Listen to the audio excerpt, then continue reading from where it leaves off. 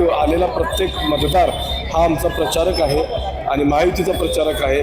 त्यांनी निश्चय केलेला आहे, निश्चितसुद्धा केलेला आहे की 100% ते महायुतीलाच विजय करणार आणि या चारही उमेदवारांना जाऊन सभागृहात पाठवणार। केंद्रात सत्ता महायुतीची आहे, महाराष्ट्रात सत्ता महायुतीची आहे आणि आता जर महायुतीची सत्ता जर महानगरपालिकेत आली नाही तर फंडचे प्रॉब्लेम होतील, विकास कामाच्या आराखडे रेंगाळतील। सर्व युवक वर्ग जो आहे तो आमच्या या महायुतीच्या पाठीशी आहे आणि महायुतीबरोबर सगळ्या चालू आहे।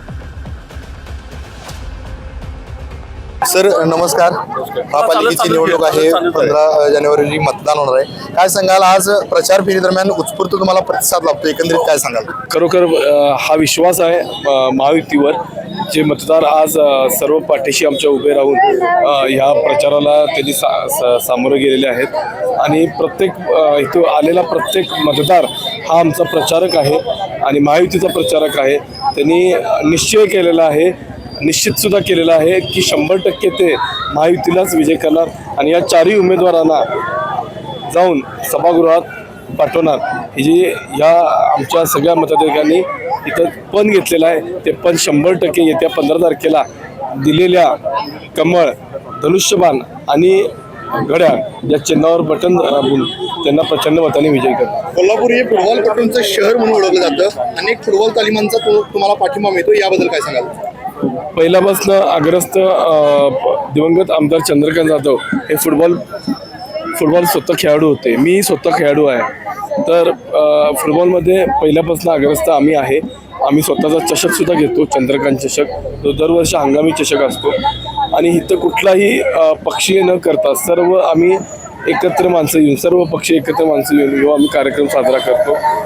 कारण खेळ असा आहे, खेळात कुठली तुझी भावना नसत्या आणि त्याच्यामुळं सर्वांशीही आमचे रिलेशन जे आहेत, सर्व मंडळांशी, तालमींशी, हे सर्व चांगले रिलेशन आहेत आणि 100% ते ह्या वेळेला महायुतीचा विचार करून 100% ते महायुतीला, कारण सगळे लोक सज्ञान झालेले आहेत। केंद्रात सत्ता महायुतीची आहे, महाराष्ट्रात सत्ता महायुतीची आहे आणि आता जर महायुतीची सत्ता जर महानगरपालिकेत आली नाही तर फंडचे प्रॉब्लेम होतील, विकास कामाच्या आराखडे रेंगाळतील।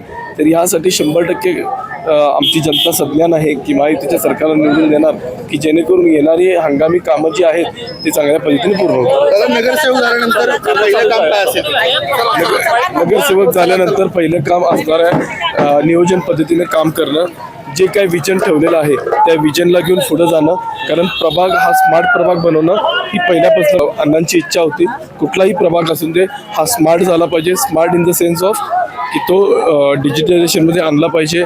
त्या भागात प्रॉपर पद्धतीचे सगळे ॲम्युनिटीज पाहिजेत, तिथं जिम्स पाहिजेत, त्याच्यानंतर ओपन जिमची चांगल्या गोष्टी पाहिजेत, विरंगुळा केंद्र पाहिजेत। सर्व गोष्टी जितक्या जनतेसाठी लाभदायक आहेत त्या लाभदायक गोष्टी इथं आणल्या पाहिजेत आणि त्याची पूर्णता करून घेतली पाहिजे। नक्कीच आज बघायला गेलं तर आपल्या प्रचार फेरी दरम्यान लक्षणीय अशी तरुणांची संख्या देखील आहे, याबद्दल काय सांगाल?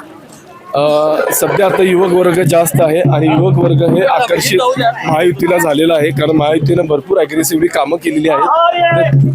ते कामाचं ॲग्रेशन बघून आता जे युवक वर्ग आहे तो त्यांना माहीत आहे की आता काय जगात चालू आहे, काय कशा पद्धतीने राजकारण चालू आहे, म्हणून सर्व युवक वर्ग जो आहे तो आमच्या या महायुतीच्या पाठीशी आहे आणि महायुतीबरोबर सगळ्या चालू आहे। नक्कीच आताच आपल्यासोबत संवाद साधला शिवसेनेचे उमेदवार सत्यजित चंद्रकांत अण्णा जाधव साहेब यांनी आपल्या संवाद साधला। कोल्हापूरचं स्मार्ट विजन त्यांनी आपल्याशी बोलताना सांगितलं। मी तुर्तास तरी इथेच थांबतोय। KK न्यूजसाठी व्हिडिओ जर्नलिस्ट विजय कदम सह समीर मखंदार, कोल्हापूर।